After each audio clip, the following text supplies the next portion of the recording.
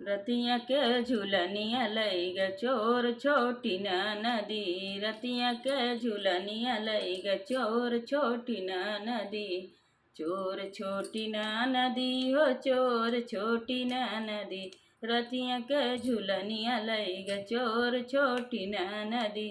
रतिया के झूलनिया लई ग चोर छोटी न नदी।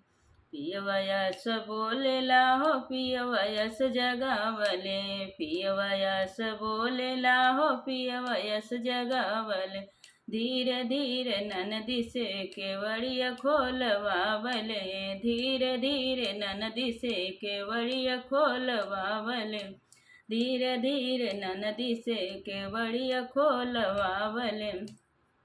रतिया के झूलनिया लई ग चोर छोटी न नदी। रतिया के झूलनिया लई ग चोर छोटी न नदी। रतिया के झूलनिया लई ग चोर छोटी न नदी।